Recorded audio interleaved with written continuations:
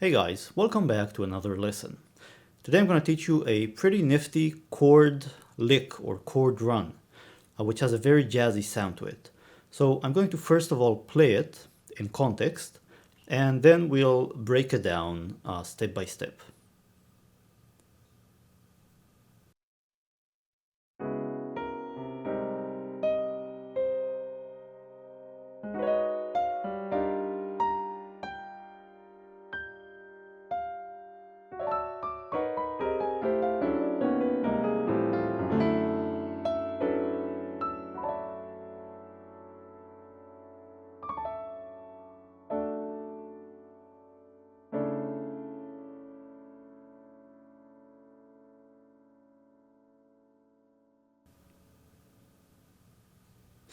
Okay, so the lick itself was this part.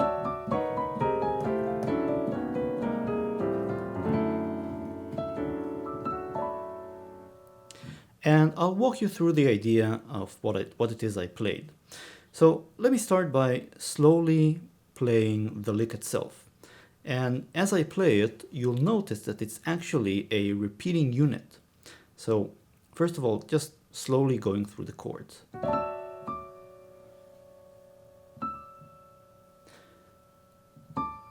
Then followed by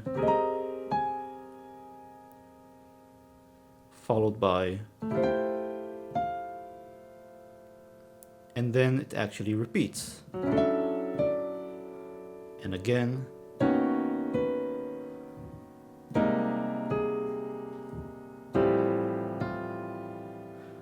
Now for the last chord I should have played, but I actually omitted this note here just so it doesn't sound too muddy. And I also omitted this guy, this E here. So I just played this. And then I played the same unit up here, and again up an octave. Now, if you've paid attention, you've seen that what I was doing really was playing the same thing transposed over and over and over. Not only that, it was transposed by the exact same amount each time, which was 3 semitones. So this is a voicing for, well, I view it as an F sharp minor. Then we have 3 semitones below it,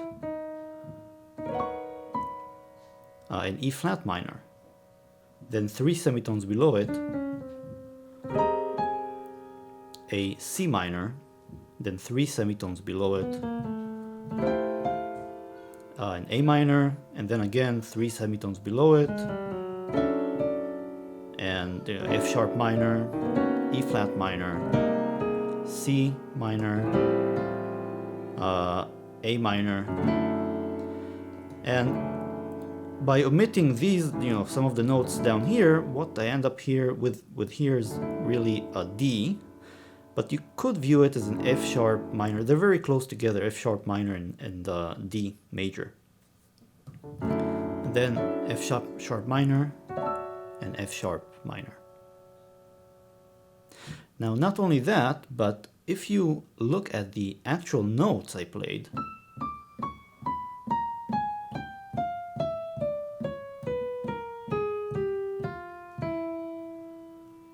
you'll see that they themselves had a repeating nature. So 2 semitones, 1 semitone, 2 semitones, 1, 2, 1, 2, 1, 2, 1, 2, 1, 2. And what this is really is a diminished scale. And this diminished scale, over which you build these diminished chords, and you can do lots of neat tricks with it, also lends itself quite nicely to these sorts of runs. And this run had this sort of mysterious sound to it. It's not really resolving to anything, it just keeps on spiraling down.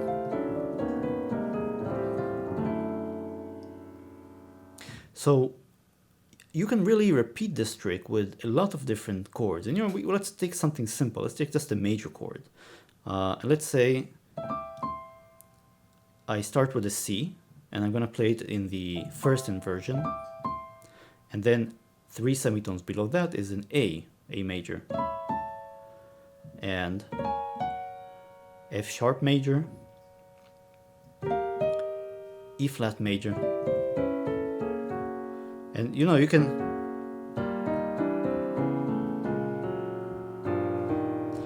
so even if you do it with a major chord, it still retains this kind of mysterious sound. And of course, if you choose a more complex voicing, it's going to sound richer.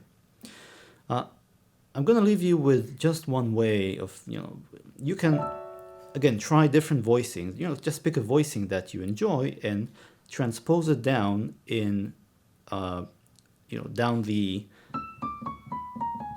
this diminished scale, 3 semitones at a time. And you'll find that you kind of get this very interesting sound every time you do this. Of course, you can do the same thing up. Those of you who want an even fuller sound, you'll see that well, actually, let me give you an easier variation. So an easier variation would be just to play fifths.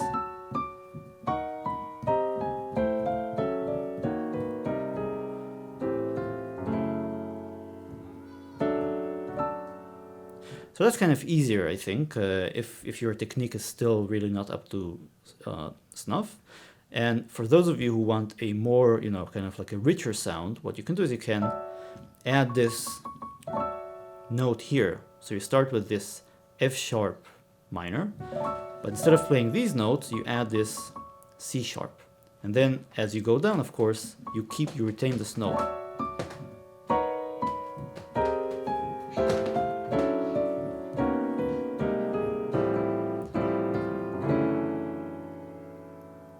This requires you to pay attention to your fingering, because you're going to have to use your third finger to hit this note each time, because you're going to need your fourth finger to do this kind of motion.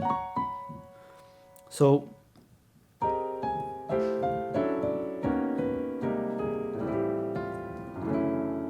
see, I'm using the third finger to play this added note.